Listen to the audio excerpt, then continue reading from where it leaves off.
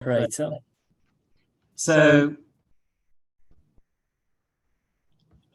a combined assignment my underscore I plus equals 2 simply means you're adding 2 to my underscore I. Postfix increment simply is my underscore I plus plus. I wanted you to try these two things at home. Going to do now printing my underscore I again.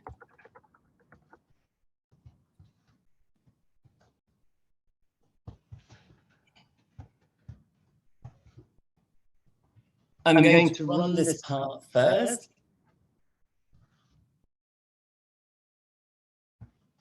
So the incremented value is 4 because we started with 2, we added 2, and I printed my underscore I, it gave me 4.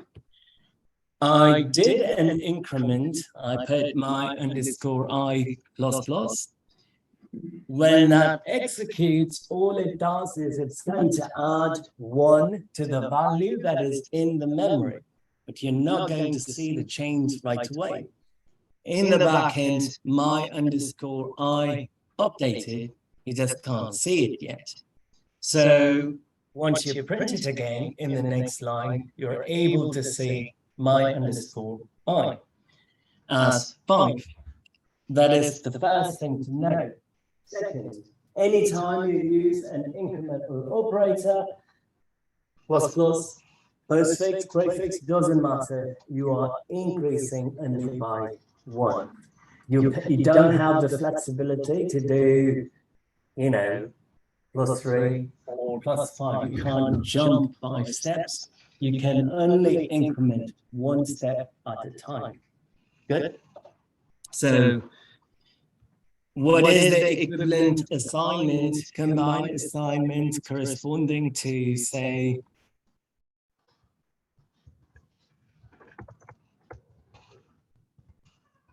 A++?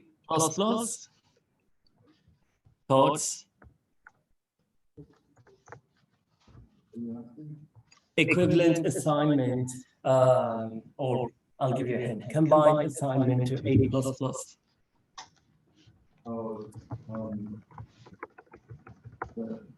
Would that be A plus equal 1?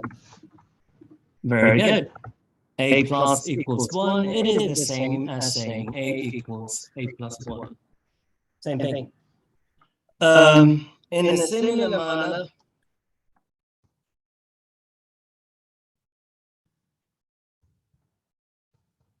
equivalent combined assignment to A minus minus is, take a guess, or think. A minus equals 1, which is the same as A equals A minus 1. So while plus plus operator, minus minus operator, they're all great. They can only increment 1 step at a time. This will apply to both prefix as well as postfix operators.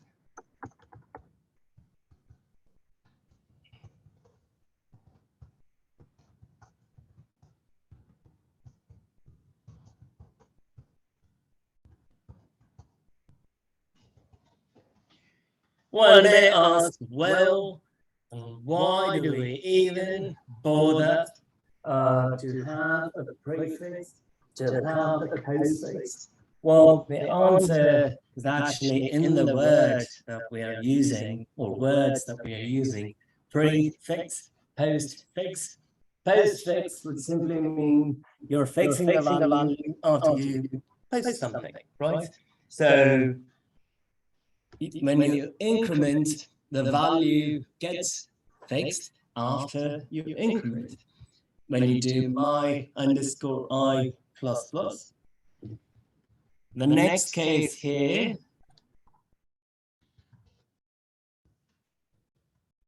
is now printing my underscore j prefix plus plus.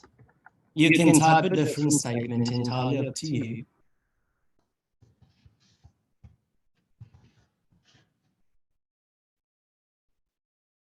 Good.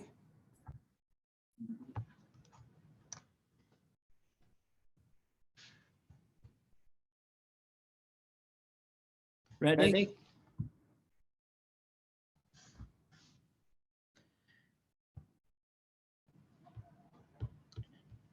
I'm getting an answer of 7. So I started with 6. Again, don't have to memorize anything. Just read the word or think about the word. It says prefix. The moment plus plus happens, it is fixing the value of my underscore j to the 6 plus 1, which is 7. In terms of execution, it is going to go from left to right. So since it is a left to right execution,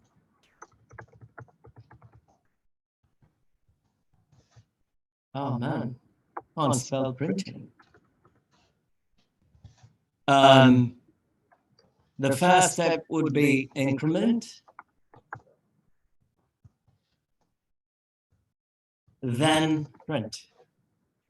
So in the previous case, my underscore I plus plus, you print, then increment. Again, one may ask, who the hell cares? Why do we have to make things complicated? Well, it doesn't matter in most cases. However, some situations will warrant a prefix operator instead of a postfix operator. Now, my specialty is not in computational efficiency or people who solve computational programs in the sense computational complexity. So you write a program, I write a program. We want to know which one is efficient in terms of memory, in terms of speed. Your program might have prefix, mine might have postfix. Just because of that implementation at multiple places, yours might run faster than mine. Good. Again, I don't study those things, not my area. But what I'm trying to say is, in certain circumstances, one may want to increment first, then print.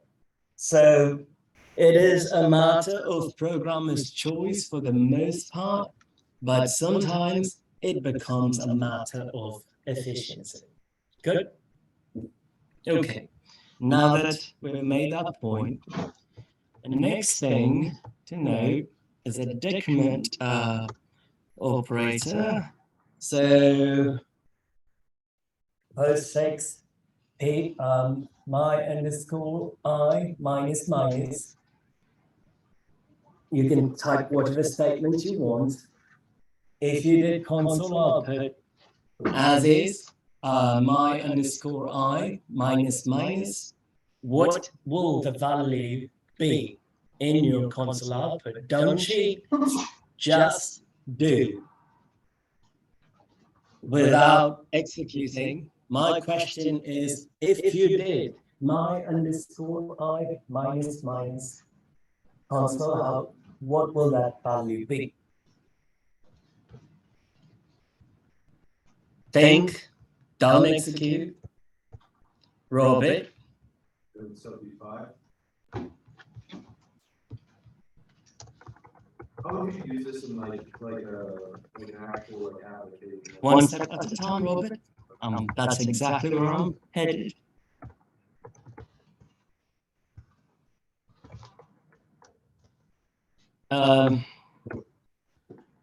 Now decrementing my underscore I, but all I'm going to do is my underscore I minus minus, leave it as is. So left to right execution, it is going to print my underscore I, then adjust the value in memory. So From previous steps, my underscore I is 5. So 5 is right there. That is going to print, then decrease and assign it back to my underscore I. Now, Robert is right. Now, when I print my underscore I again, what will I get? Anyone? 6. No, wait. 4. I understand it's a Thursday. Back to where we started.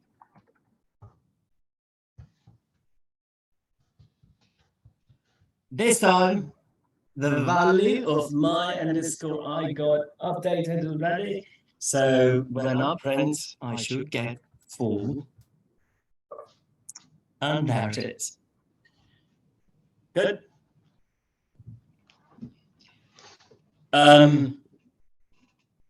We are going to try one more, and then I'll explain the purpose, and we'll do a little. If you did minus, all lines as of now remain the same. If you did stdc out minus my underscore j, what would the answer be? Minus my underscore j.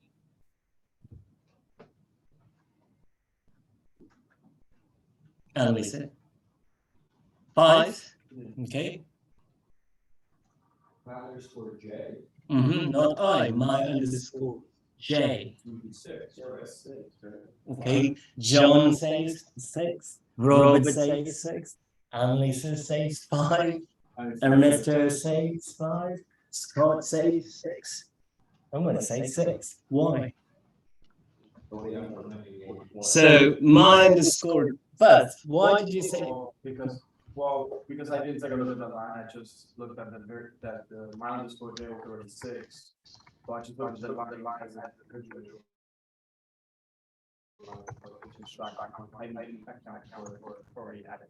Back to where we started. My underscore j. Prefix operator in the sense I subtract. So the moment I put minus whatever value of my underscore j is, it is going to go down by 1.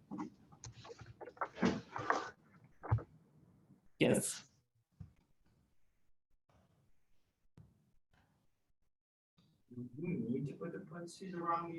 No, that's just me being OCD. I like things to be organized. At least when I write code.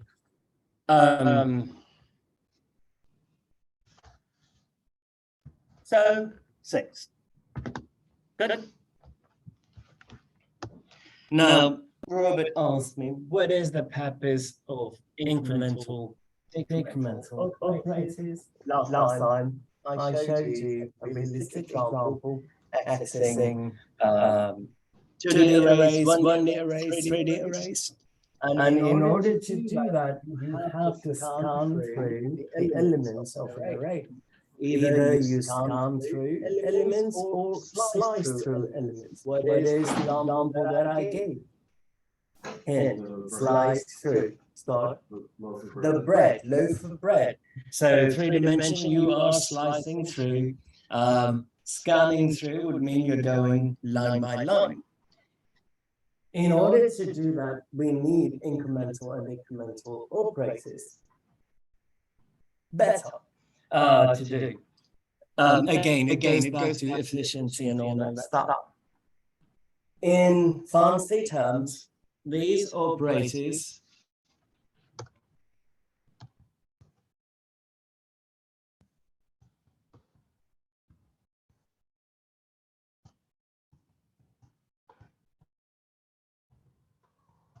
you can call them as iterators or counters. I like to use iterator more often than counter, but do keep in mind iterator, counter, interchangeably used. Python has a specific definition for iterator, but this is not Python. Why do we call it an iterator? Each step in a loop, may it be increment, may it be decrement, doesn't matter. Each step in a loop is an iteration.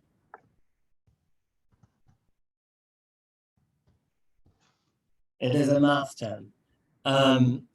So what is watching over your iterations?